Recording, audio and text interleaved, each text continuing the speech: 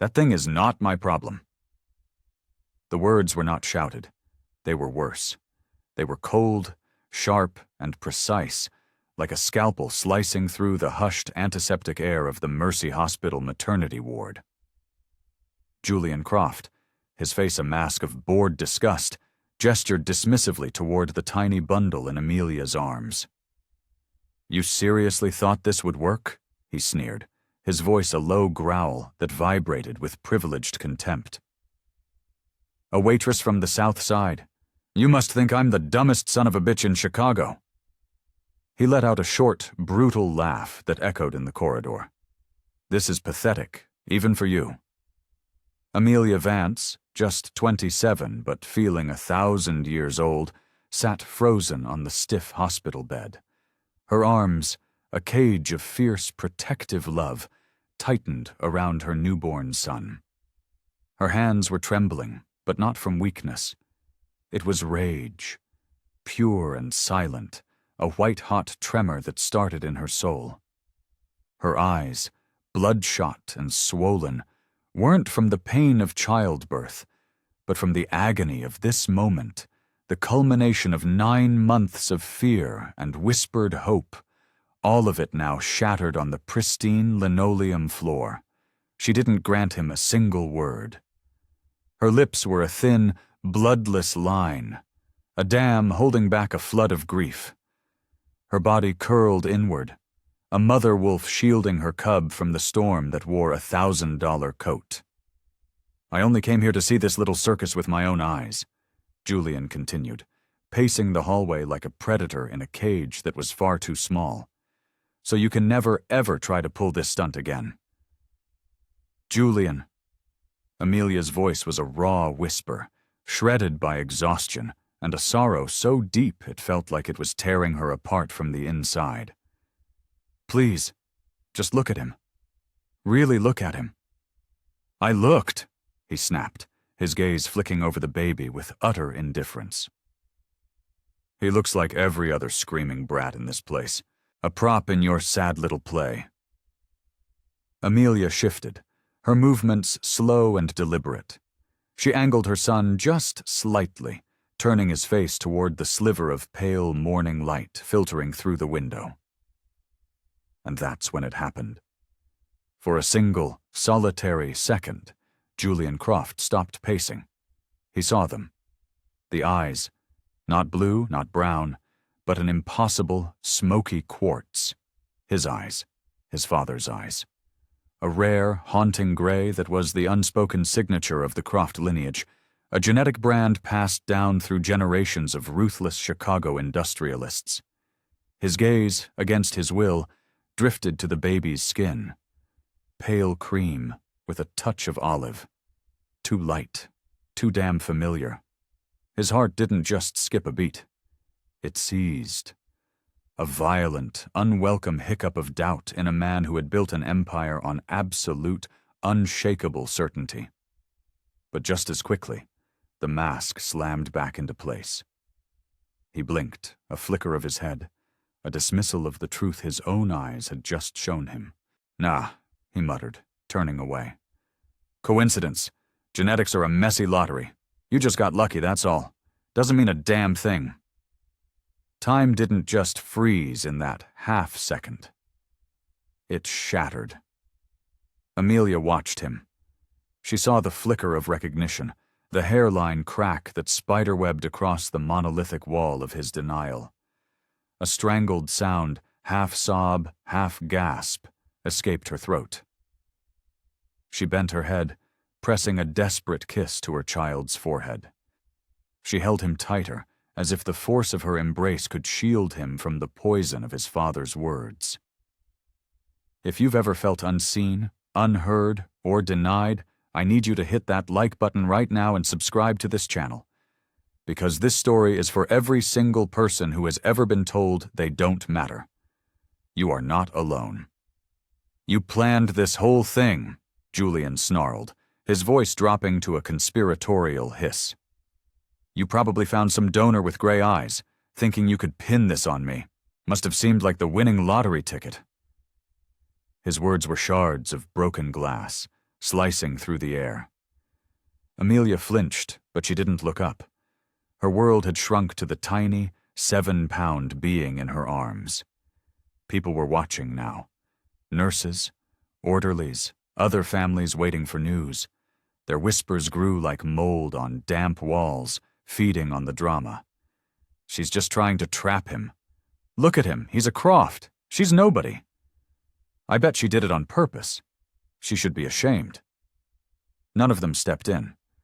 None of them questioned the powerful, handsome man in the bespoke coat as he verbally dismantled a young black woman in a paper-thin hospital gown. You think because you served drinks in my house that gives you the right to ruin my name? Julian leaned in closer, his cologne, a scent of sandalwood and money, assaulting her senses. You're trash. I gave you a job, a chance, and this is how you repay me? You're not just a liar, you're delusional. Amelia closed her eyes, letting the tears finally come. Not the loud, theatrical sobs of movies. These were the tears of the utterly defeated. Quiet, heavy, exhausted tears that streaked down her face and soaked into the receiving blanket. She didn't fight back. What was the point? The war had already been lost 9 months ago. This was just the surrender. Her mind, seeking escape, drifted back. The winter gala at his Lake Forest estate. Marble halls gleaming under waterfalls of crystal, the clinking of glasses and the hollow sound of manufactured laughter. Julian, his face flushed with bourbon, summoning her to his private study. He'd spilled something on his tie. Amelia, he'd slurred, leaning against the massive oak door, his usual armor of arrogance softened by alcohol. You're different. Not like the others. You just listen. She had stood there, frozen in her server's uniform, a cleaning rag clutched in her hand. He had stepped closer, the scent of expensive liquor and profound loneliness clinging to him. It's so damn empty, he had murmured, his voice thick with a grief she didn't understand. They all clap for the brand, not the man. She remembered the shocking gentleness of his touch as his fingers brushed her cheek. The false promises whispered in the shadows of a room filled with priceless art. I wouldn't hurt you, he had said. You're safe here. That same night, he had left her in the cold silence of a guest room she had cleaned 100 times. No word. No text. The next day, she folded his laundry as if nothing had happened. Weeks later, when the 2 pink lines appeared on a pharmacy test, she had gathered every scrap of her courage to tell him. She remembered standing on the long, gravel driveway of his estate, the positive test in her trembling hand. He had barely looked at it. You're joking, he'd said, a smirk playing on his lips. I haven't been with anyone else, Julian. He had rolled his eyes and pulled out a checkbook. He didn't even ask what she wanted. He just decided her price. Get rid of it, he'd said, his voice flat and detached, as if discussing a stain on the carpet. He scribbled a number, $50,000, and tore out the check. And don't come back. A check and a slammed door. Now here they were, 9 months later, the script unchanged. Go ahead, he growled in the hospital corridor, yanking off his leather gloves. Call the press. Call a lawyer. You'll get nothing. This, he gestured venomously toward the baby, isn't mine. You saw his eyes, Julian, Amelia said, her voice finding a sliver of strength. The same smoky quartz as yours. You can lie to the world, but you can't lie to yourself. He scoffed, a sound of pure derision, and turned away. I see what I want to see, and I see a desperate woman trying to scam her way into the Croft family trust. Then leave, Amelia said quietly. Her voice didn't break. It didn't rise. It simply cut through the noise. If you have no soul, then go. I won't beg you for one. Julian paused at the door. For a split second, he looked back. At her, at the baby. He saw those impossible gray eyes again in his mind, a color that shouldn't exist twice by chance.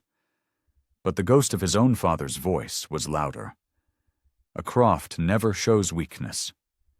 He stepped out, and the door swung shut behind him. The moment it clicked, Amelia let out a sob she'd been holding back for hours, for months, for a lifetime. She buried her face in her son's tiny body, rocking back and forth, the motion a useless balm on an open wound. The baby, whom she had named Leo, stirred and then settled against her. Through her tears, she whispered a vow into his soft hair. "You are not a mistake. You are my reason." Outside, under the hospital's sterile awning, the first snowflakes of a bitter Chicago winter began to fall. Julian reached into his coat pocket and pulled out that same crumpled check, creased from months of denial. He stared at it. Then, with a sigh of disgust, he ripped it in half, letting the pieces flutter to the wet sidewalk like dead leaves. But inside him, in the cold, empty fortress of his heart, the storm had only just begun. 2 years earlier, the Croft estate was a silent kingdom of glass and stone, secluded on 6 acres of manicured perfection in the wealthy Chicago suburb of Lake Forest. The mansion was less a home and more a museum to its own emptiness.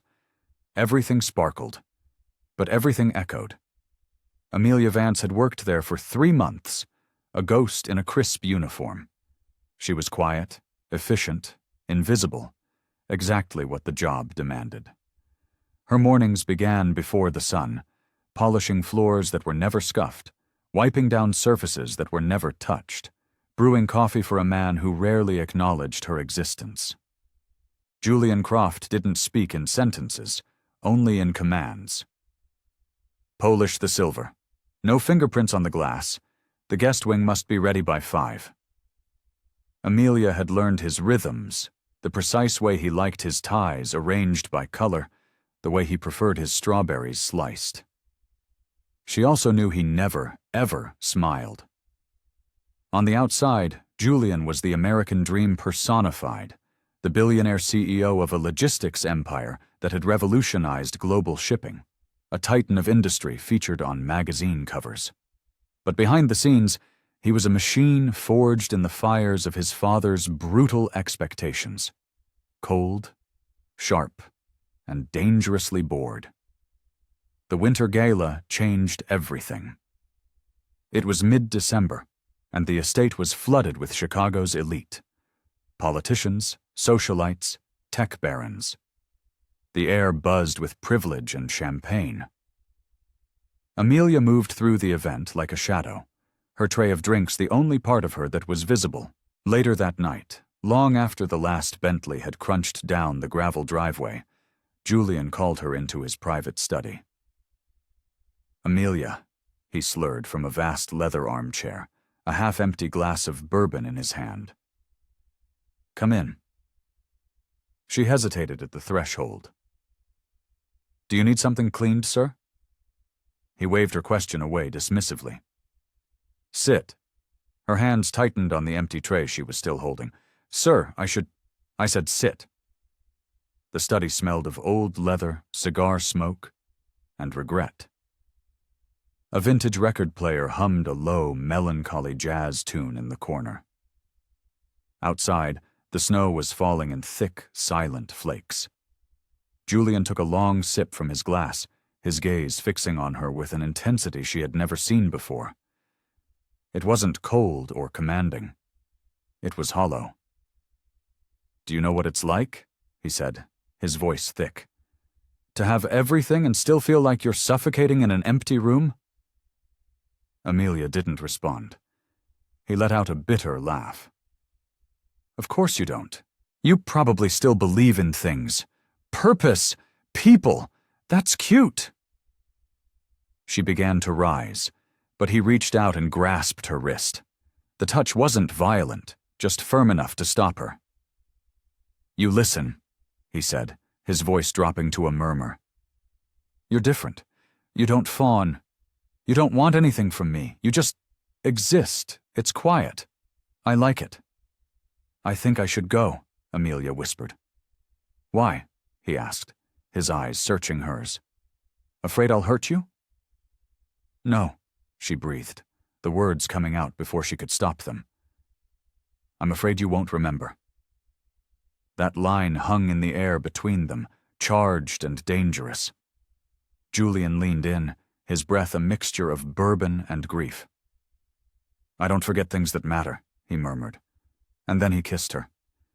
It was clumsy, searching and desperate. And Amelia, caught in a dizzying storm of fear, confusion, and a loneliness that mirrored his own, didn't pull away. Later, lying alone in a guest room she had cleaned 100 times, Amelia stared at the ornate ceiling, her heart hammering against her ribs. He didn't speak to her the next morning, or the day after. Weeks passed, and the silence solidified. Nothing changed, until the 2 pink lines on a plastic stick changed everything. When she finally found the courage to tell him, she waited until the end of a long day, finding him alone on the back terrace overlooking the vast, empty gardens. He was scrolling through his phone, his face illuminated by the cold blue light. I'm pregnant, she said, her voice barely a whisper. He paused for a fraction of a second before resuming his scrolling. You're joking. I'm not. He laughed under his breath, a sound that dripped with condescension, the kind of laugh that says, You are beneath me. Come on, Amelia, you really expect me to believe that? I haven't been with anyone else, she said. Her voice trembled, but her spine was a rod of steel. He finally stood, towering over her, his jaw tight with irritation. You think I'm going to fall for this? You think I'll just nod my head and hand over a trust fund? I know your type. My type? Desperate, he sneered. Calculating. You saw an opportunity and you took it. Tears pricked her eyes, but she blinked them away fiercely. I trusted you, she said, the words tasting like ash in her mouth. He pulled a business card from his wallet and tossed it at her feet. It landed face down on the cold stone. My lawyer's name is Sterling. You want money? You talk to him. But don't you ever come back here. You're dismissed, Amelia. She left that night with nothing. No severance, no letter of recommendation. Just the memory of a man who had called her different and then treated her like she was nothing at all. Back in the present, Amelia sat alone in the stark hospital room. Her son, Leo, slept peacefully in the bassinet beside her. The room smelled of antiseptic and baby powder, a strange combination of clinical sterility and new life. Outside, the snow fell, blanketing the harsh lines of the city in a soft, temporary peace. Her body ached, but her heart ached more. She touched Leo's cheek, marveling at the impossible softness of his skin. She remembered every cruel word Julian had hurled at her just hours before. But she also remembered that single, shattering half-second when he saw Leo's eyes. His eyes. There was a fracture in his certainty. She saw it, she felt it. He didn't believe her, no. But for the first time, he wasn't entirely sure of his own lie. And doubt, she knew, could be a powerful seed. Amelia leaned forward, pressing a kiss to her son's head. You are not a tool, she whispered. You are not a weapon. You are not a lie. You are my truth, wrapped in soft skin and tiny fists.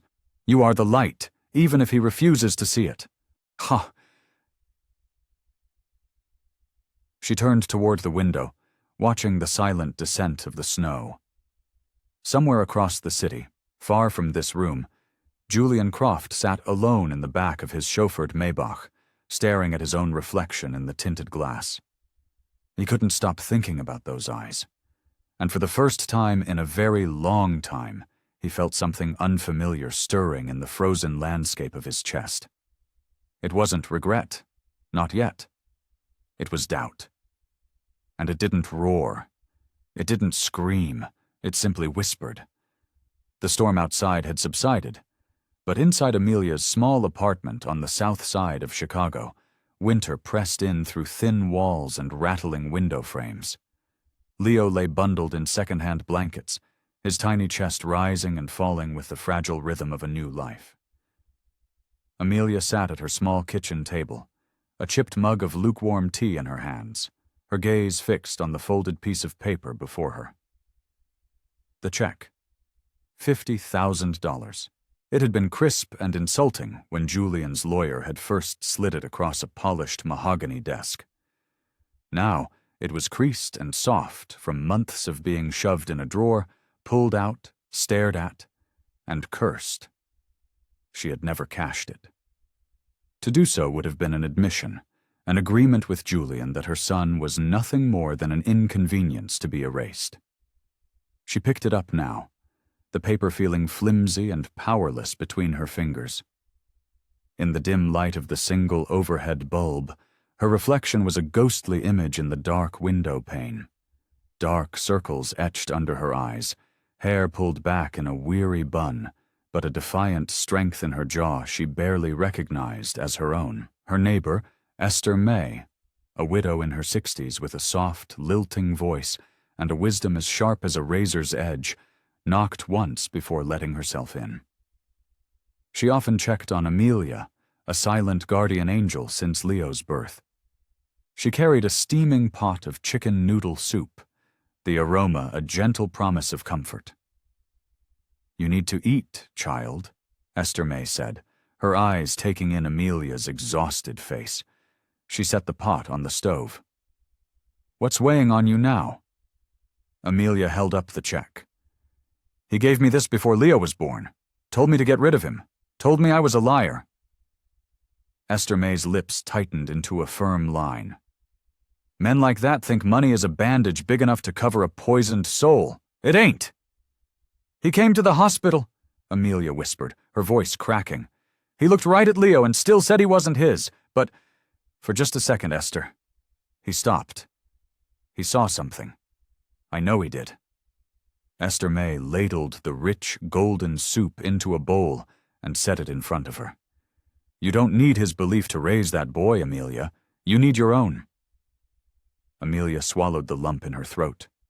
She reached down and gently touched Leo's tiny hand where it peeked out from his blankets. "I know, but how do I explain to my son, when he's older, why his own father denied him?"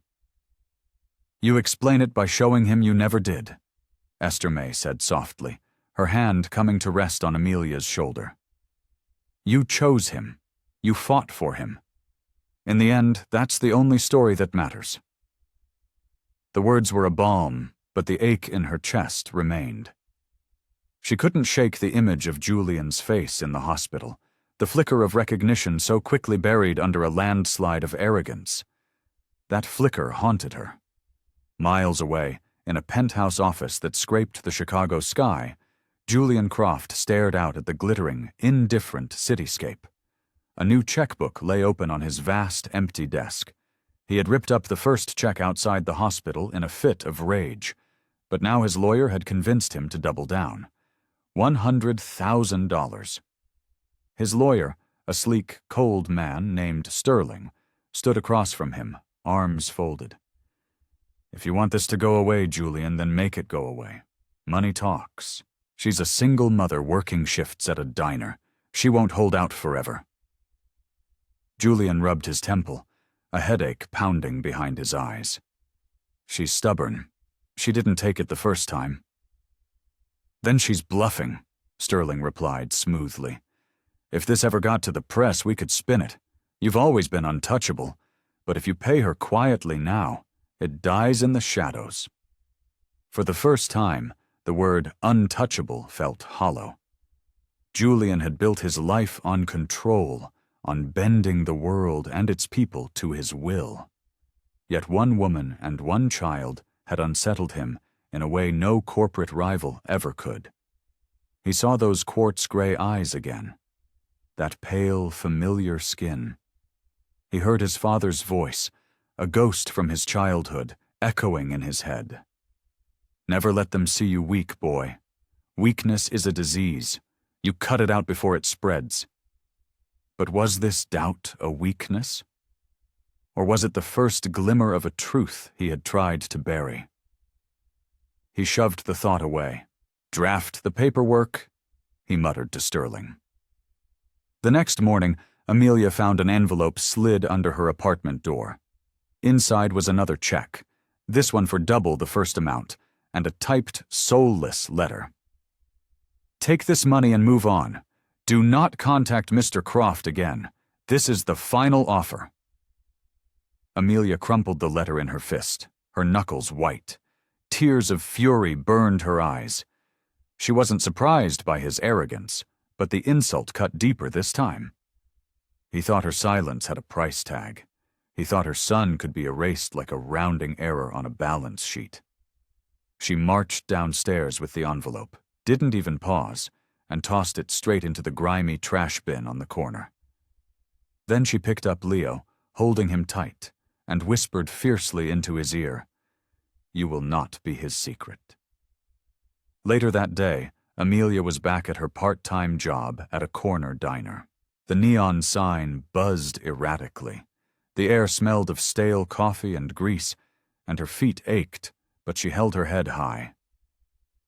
Leo was safe at Mrs. Hernandez's apartment next door, sleeping in a borrowed crib. As she wiped down a sticky counter, two men in a booth were talking too loudly. "Did you hear about that billionaire Croft? Some former maid is claiming he's the father." The other man snorted. "Figures. Women like that are always looking for a payout. She's probably lying through her teeth." Amelia's stomach twisted into a knot, but she forced her face to remain a blank mask. This was her life now. Judgment from strangers who knew nothing but headlines, whispers in the dark that chipped away at her dignity, piece by piece.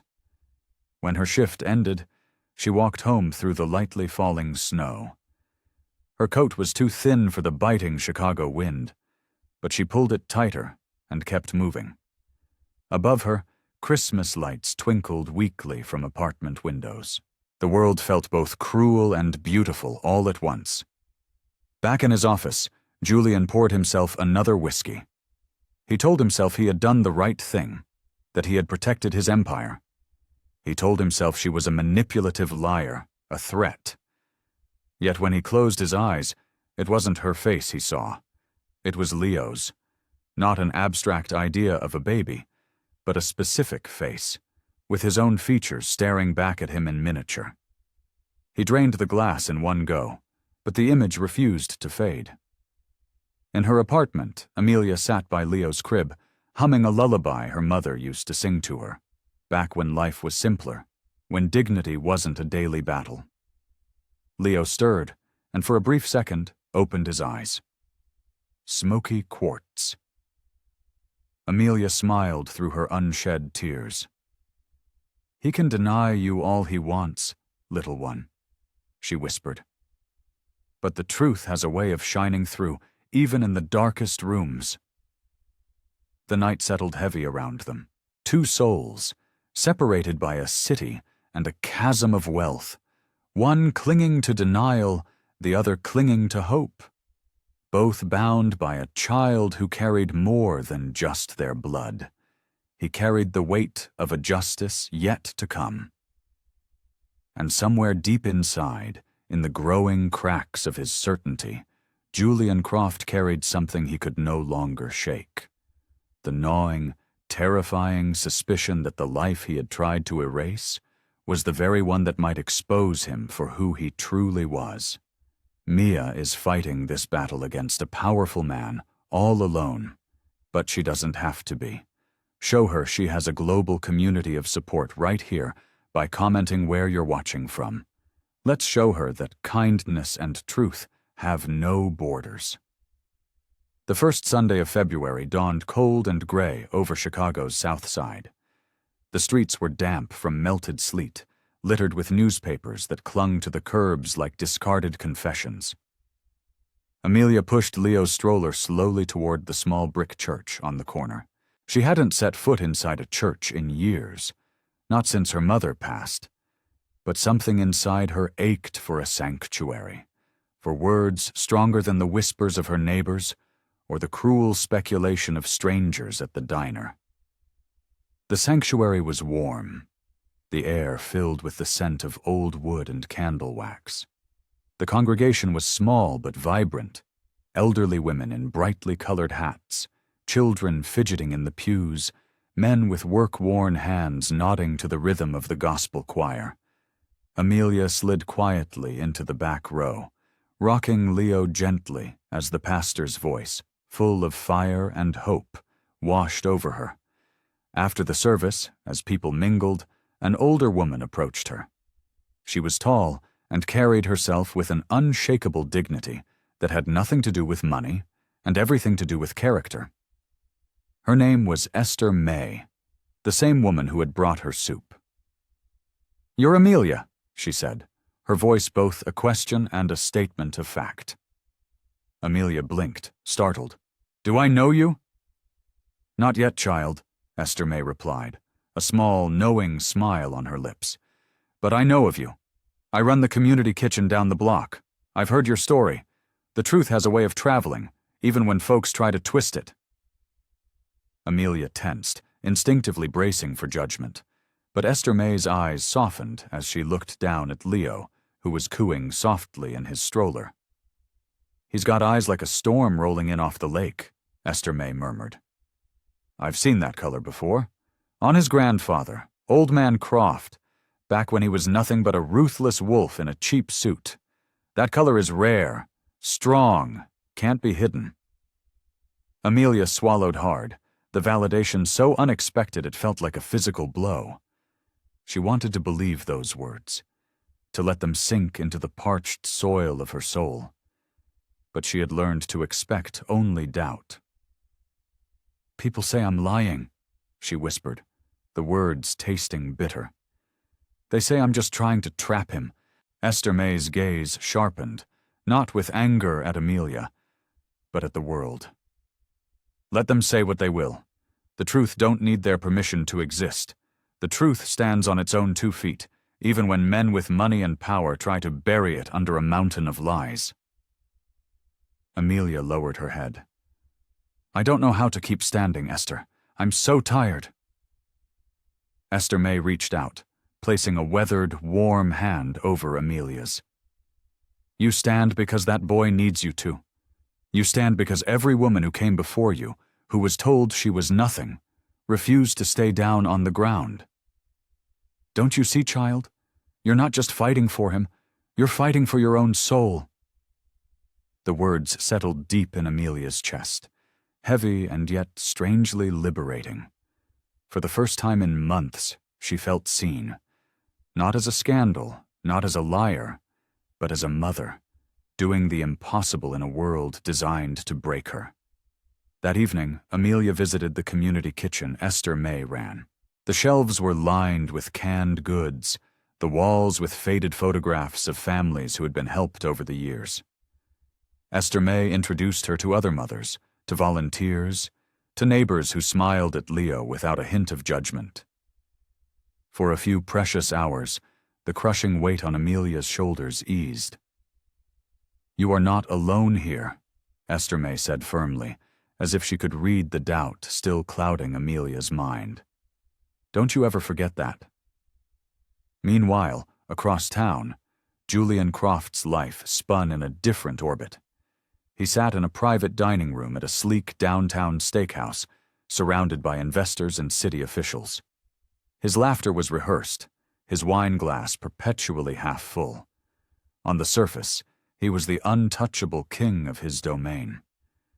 But beneath the table, his foot tapped a restless, frantic rhythm against the floor. He heard the echo of what Amelia had whispered in the hospital. "He has your eyes." He replayed the image of the baby in his mind for the 1,000th time. Those smoky quartz eyes had followed him into every boardroom, every elevator, every empty, echoing night in his penthouse since that day. At one point, an investor leaned across the table. Julian, you seem distracted. Everything all right? Everything's perfect, Julian lied, flashing the perfected, polished smile that hid the cracks in his foundation like a fresh coat of paint over rotting wood. But when he returned to the sterile silence of his penthouse, the mask slipped. He poured a whiskey and sat alone, staring at the glittering skyline. The city lights sparkled like a carpet of diamonds, yet none of them could penetrate the growing shadow in his chest. He had built his entire empire on the bedrock of certainty. Now, for the first time, he wasn't certain of anything at all. Back on the south side, Amelia wrote in the journal she kept for Leo after he'd fallen asleep.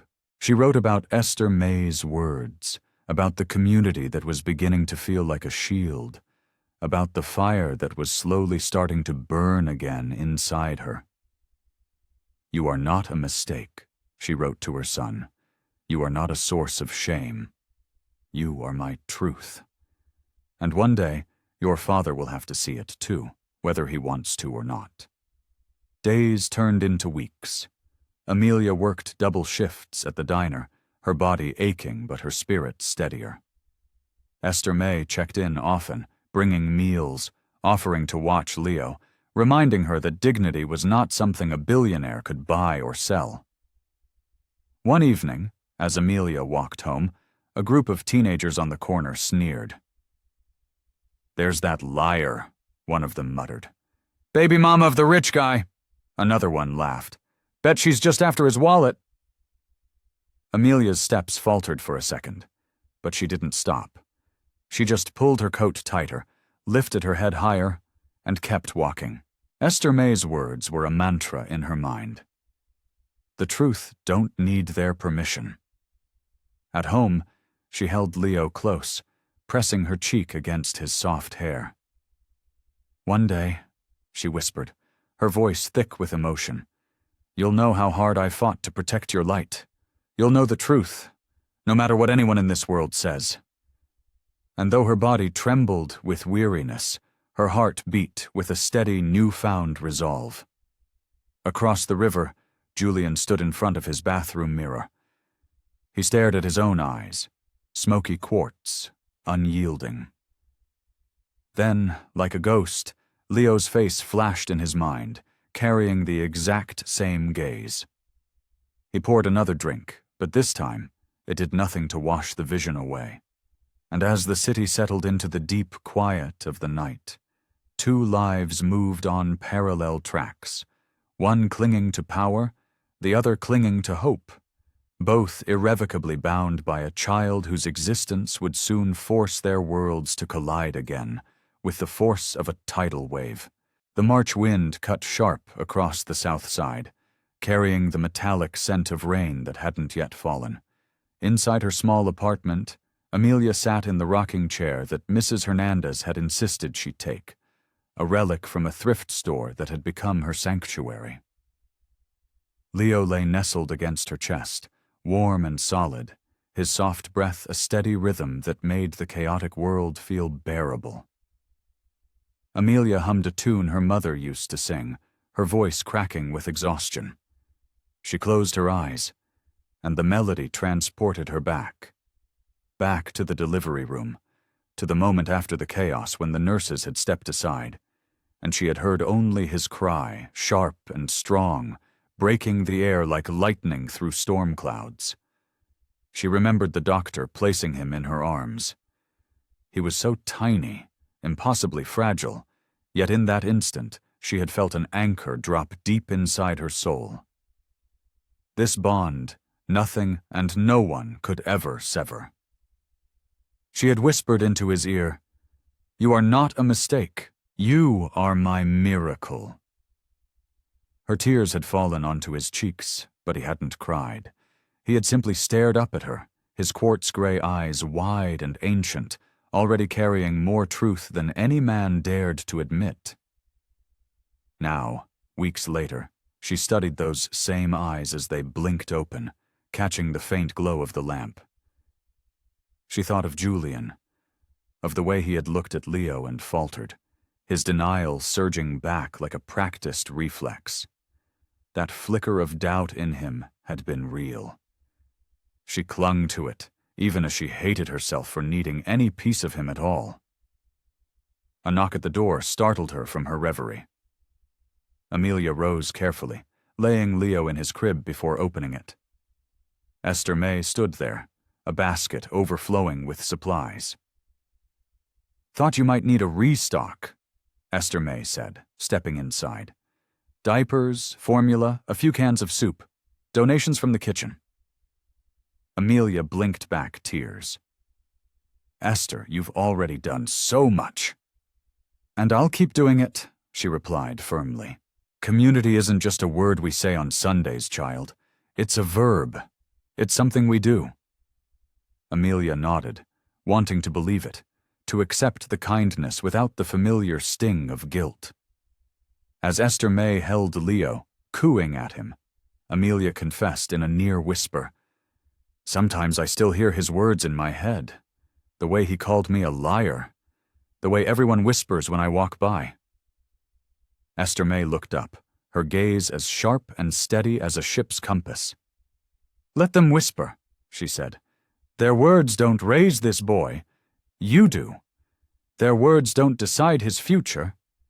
You will." Amelia felt her throat tighten.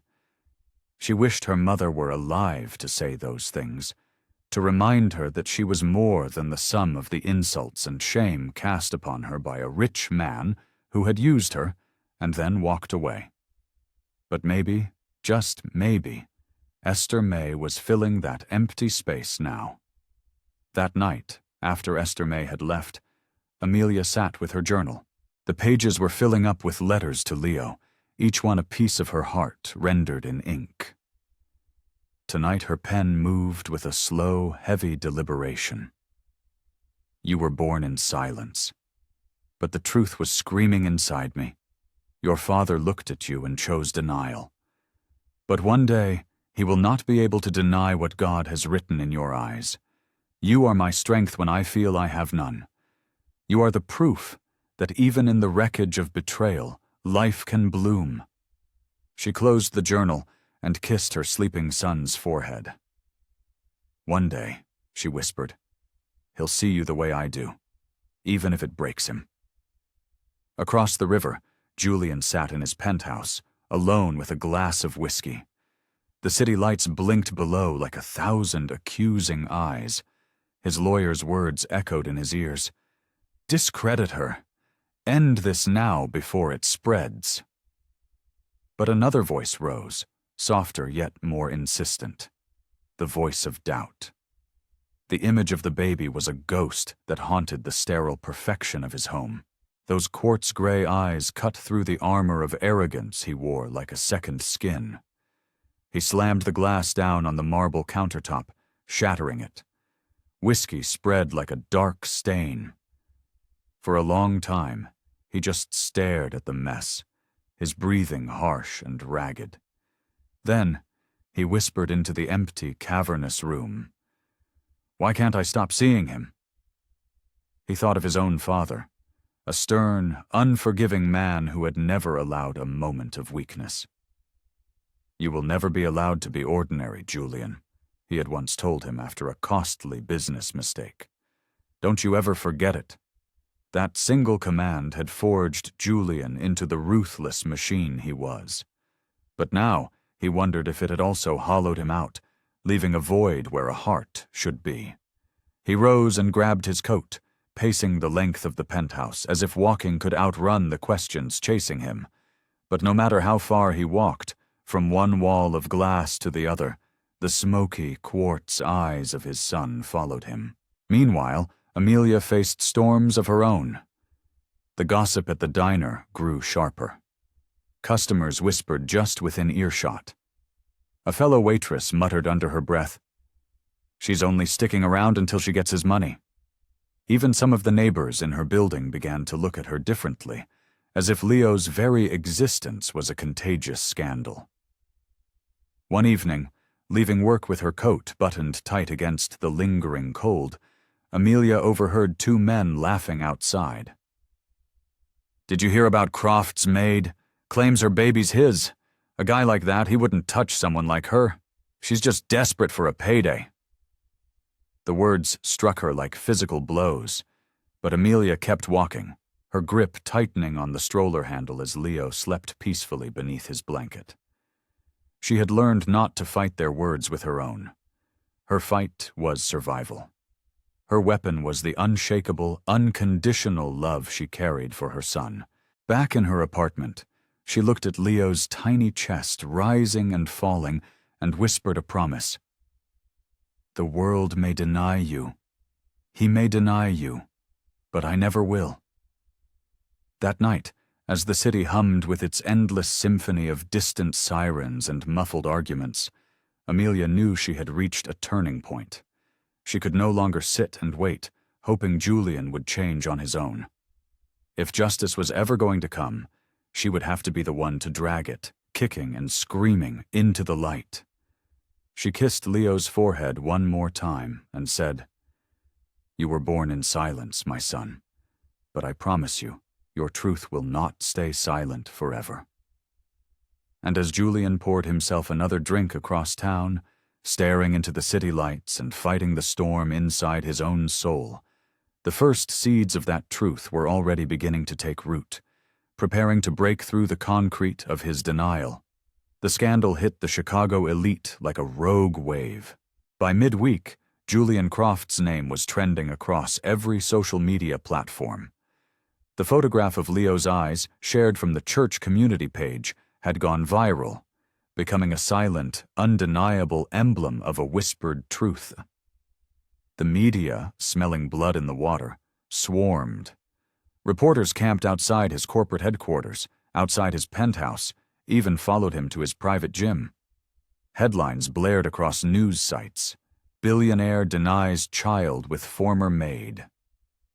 Those smoky quartz eyes raise questions, the fall of an untouchable titan. Inside his penthouse, the glass walls felt like they were closing in. Travis slammed the television remote against a marble coffee table, shattering the plastic casing. The screen froze on an image of Amelia carrying Leo through the rain, her chin held high, her eyes defiant even in her exhaustion. Something in that image, her sheer, unyielding strength, pierced him deeper than any of the scathing articles. She looked unbreakable. She was no longer the quiet maid who lowered her eyes when he barked commands. His new lawyer, a man even colder and more pragmatic than Sterling, arrived with a folder thick with strategy. "We can still control this," he said briskly. "File a defamation lawsuit. Demand a court-ordered DNA test, but on our terms. We discredit her in the press, paint her as unstable. If we push hard enough, she'll fold." Julian stared at him, a muscle twitching in his jaw. "And if the test proves what I already know?" The lawyer didn't miss a beat. "Then we bury the result. With enough money and the right connections, Mr. Croft, the truth is whatever we say it is." Julian's eyes hardened. "The truth isn't something you can bend, not this time." The lawyer frowned, a flicker of surprise in his cold eyes. "You're letting sentiment cloud your judgment. Think of your empire, your investors, your legacy." "My empire is already crumbling," Travis snapped, cutting him off. "Maybe it's time I stopped pretending I can control everything." He shoved the folder back across the desk. For a moment, the lawyer looked at him as though he were a stranger. Then he gathered his things and left, muttering, "Weakness never ends well." That night, Julian sat in his dark study, the old photograph of his stern-faced father staring down at him, demanding strength, demanding denial. For the first time in his life, Julian whispered back to the ghost, "You were wrong." In the South Side, Amelia faced her own siege. Paparazzi lurked outside the diner. Strangers shouted questions at her when she pushed Leo's stroller down the street. Some offered words of sympathy, but many more hurled cruelties. "Liar!" one man shouted from a passing car. "Gold digger!" another one spat as she hurried past. Each insult cut, But Amelia kept walking, her shoulders squared. Inside, though, fear twisted in her gut. She worried not for herself, but for Leo. What scars these years might leave on him, what shadows he might carry because of his father's cowardice. One evening, Esther May visited, her presence a steady anchor in the storm. Amelia finally admitted, "I don't know how much more of this I can take. Every day feels like a battle." Esther May touched her arm, her grip firm. "Child, battles are only fought for the things that matter most, and what matters is sleeping right there in that crib. Don't let the noise of the world make you forget the reason you're fighting." Amelia looked at Leo, sleeping peacefully, his tiny fists curled, and she nodded, tears blurring her vision. "You're right. I'll fight for him until I have nothing left to give." 2 days later, the battle shifted. A subpoena arrived at Amelia's door.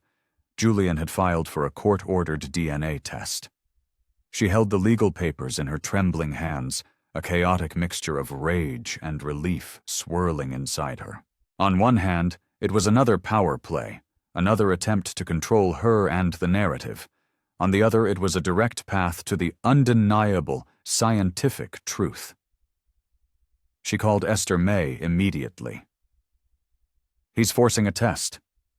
"Then let him," Esther May replied, her voice calm and steady. "The truth ain't afraid of a little light, child." Amelia pressed the papers to her chest, whispering to Leo, "This is it, my love. After this, they'll all see."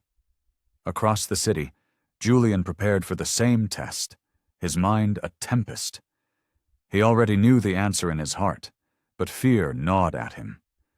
It was no longer a fear of fatherhood, but a fear of the man he had been. To admit Leo was his son meant confronting the mountain of lies he had built his life upon. It meant facing the memory of the night he used Amelia and then discarded her like she was nothing. On the day of the appointment, Amelia arrived at the clinic first, holding Leo tight. She wore her plainest coat, her hair pulled back, determined not to give the swarm of cameras waiting outside any glamour to twist or exploit. Reporters shouted questions, flashbulbs popping like fireworks, blinding her as she hurried inside. Minutes later, Julian arrived through a separate entrance, flanked by aides. He looked tired, older than his 42 years, the weight of the scandal pressing down on his broad shoulders. When he entered the waiting room, a heavy silence fell. His gaze locked with Amelia's across the room. For a long, charged moment, neither of them spoke. Leo stirred in Amelia's arms, blinking awake. His smoky quartz eyes met Julian's, and the air in the room grew thick with unspoken history. Julian's throat tightened. Every excuse, every denial, every cruel word he had ever hurled at her crumbled to dust in that single, silent instant. The nurse called them back. The test itself was quick and clinical. A simple swab inside Leo's cheek, another from Julian. But the weight of the moment felt monumental. Each sample sealed and labeled was another brick in the wall closing in around the truth. Afterward, as they stood outside the clinic under a heavy gray sky, the reporters swarmed again. "Mr. Croft, will you finally admit he's your son?" "Amelia, what are you hoping to gain from this?" Julian said nothing, but he didn't immediately walk away. He glanced at Leo one last time, his guarded expression softening for a fraction of a second before he turned and disappeared into his waiting car. That flicker of raw, unguarded humanity didn't escape the cameras. By evening, the photograph of Julian looking at his son, vulnerable for the very first time, was flooding the internet. In her apartment that night, Amelia held her son close and whispered, "It's only a matter of time now, little one. The truth is always louder than the lies." And in his penthouse, Julian poured out all of his untouched whiskey, staring out at the skyline. For the first time, he wasn't trying to drown his doubt. He was bracing himself for the tidal wave of truth he knew was finally coming. The results would arrive in a matter of days, but the verdict was already written in the smoky quartz eyes of a child who shared his blood. The morning the envelope arrived, the Chicago air was thick with the smell of rain. Amelia heard the thud of mail sliding through the slot in her door and froze. A spoonful of oatmeal for Leo paused mid-air. For weeks, her life had been a chaotic storm of reporters, whispers, and waiting. Now, the storm had delivered its verdict. She walked slowly to the door, her heart hammering against her ribs. The envelope was thick and official, bearing the clinic's seal. Her fingers trembled as she tore it open. Words and percentages swam on the page, but one line cut through the clinical jargon like a searchlight. Probability of paternity. 9.99%. Her breath hitched in her throat.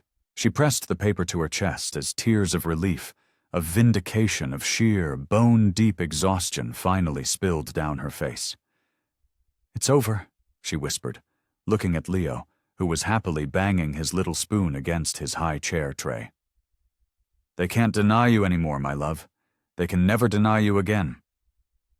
She lifted him out of the chair, kissing his cheek as her tears wet his soft skin. "The truth is yours now." By noon, the results had leaked. News anchors interrupted their programming. Headlines flashed across every screen, and social media erupted in a firestorm. DNA test confirms. Billionaire Julian Croft is father of Southside child. The viral photo of Leo's smoky quartz eyes ran alongside every single report. In his penthouse office, Julian was sitting in silence when his lawyer burst in, phone in hand. "It's out. It's everywhere. We need to do damage control immediately. Issue a statement, talk about settlements." Julian held up a hand, silencing him. His face was pale and drawn, but for the first time in months, his voice was steady. "Stop." His lawyer blinked. "Stop? Julian, do you have any idea what this means for your investors? For the board?" "I know exactly what it means," Julian interrupted, standing slowly. He walked to the window, staring at the rain-streaked skyline. "It means he's my son, and I can't run from that anymore." For the first time, the lawyer was utterly speechless. Julian turned, his expression heavy with a resolve the lawyer had never seen before. "Draft whatever statements you need to, but make sure they tell the truth. No more lies." Across the city, Amelia's phone buzzed incessantly. Reporters, strangers, some offering support, others spitting venom. She ignored them all, focusing only on Esther May's calm voice on the other end of the line. "You did it, child," Esther May said softly. The truth stood tall. "It's not about me," Amelia replied, her voice breaking with emotion. "It's about Leo. He'll grow up knowing he was never, ever a mistake." That evening, Amelia stood at her apartment window, holding Leo in her arms, watching the flashing lights of the news vans parked on her street. It was surreal, overwhelming, but deep in her chest there was a profound sense of peace. The crushing weight of doubt had finally lifted. Julian, meanwhile, sat alone in his penthouse, the official results spread on the table before him. He read the line over and over. Probability of paternity, 99.9 to 99%. There was no escape, no denial, no more running. Leo was his blood, his son.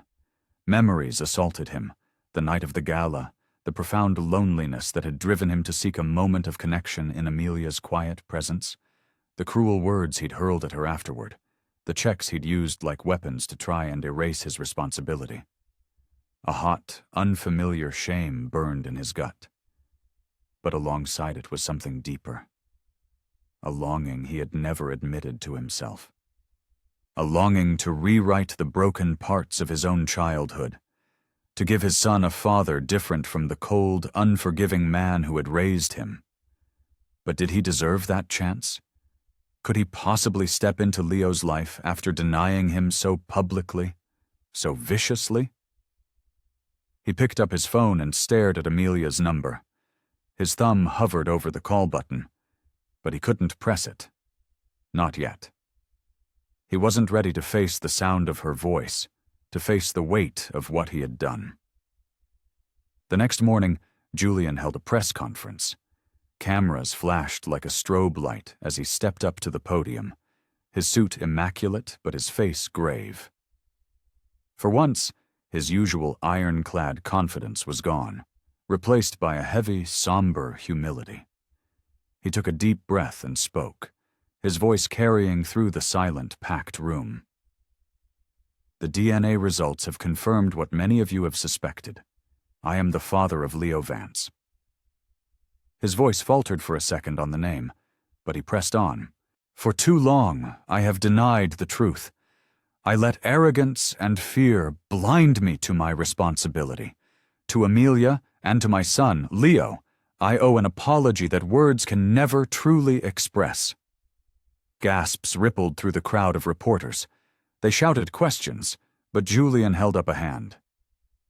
There will be time for questions later, but first I need to say this. Leo is my son, and no matter what it costs me, I will never deny him again. The statement was broadcast live, reaching Amelia's small apartment. As she spoon-fed Leo mashed carrots, she froze, staring at the screen as Julian's words filled her small kitchen. Her chest tightened, a war of anger and relief raging inside her. "Did you hear that, baby?" she whispered to Leo. "He finally said it. He said it out loud for the whole world to hear." Tears slipped down her cheeks. It wasn't forgiveness, not even close, but it was acknowledgement. And acknowledgement was a beginning. That night, the city buzzed with the story. Some praised Julian for finally taking responsibility. Others condemned him for his months of cruel denial. His investors panicked. But for Amelia, only one thing mattered. Leo's truth had finally been spoken aloud by the man who had tried so desperately to silence it. In his penthouse, Julian sat alone after the cameras had gone, the weight of his public confession pressing down on him. He had spoken the words, but he knew that was the easy part. The harder part lay ahead, proving to Amelia, and more importantly, to Leo, that those words actually meant something. For the first time in his life, he didn't feel like the master of his destiny. He felt like a man standing at the edge of a chasm, knowing that the only way to cross it would take more than money or power. It would take humility, sacrifice, and the courage to face the immeasurable pain he had caused. As rain tapped gently against the vast windows, he whispered into the silence, "I don't know if I can ever make this right, but I have to try." And on the south side, as Amelia laid Leo down to sleep, she whispered too, "The truth is yours now, my love. No one can ever take it away. And one day, you'll know just how hard we fought for it." The storm had finally broken, but the path forward, littered with the wreckage of the past and the fragile possibilities of the future, was only just beginning. This story is about the power of truth and the strength of a mother's love. If you believe in second chances, and if you believe that every child deserves to be acknowledged, share this video with someone who needs to hear it. And don't forget to subscribe for more stories that matter. The lesson of this story is both clear and timeless. Truth, no matter how deeply buried, will always find its way to the light, and genuine love cannot be permanently denied. Wealth, power, and pride can build imposing walls, but those walls will inevitably crumble in the face of honesty and accountability. Amelia's incredible strength shows us that dignity is not measured by status or wealth, but by the quiet courage to stand firm in your truth, even when the world tries to shout you down. Julian's difficult journey proves that redemption is never instant or easy. It begins the moment a person chooses humility over ego and presence over excuses. And through Leo, the innocent child caught in the storm, we are reminded that every single life deserves recognition, protection, and unconditional love. This story teaches us that while the past cannot be erased, the future can be rewritten, moment by moment, through acts of compassion, accountability, and the quiet, everyday bravery of simply showing up. Hey,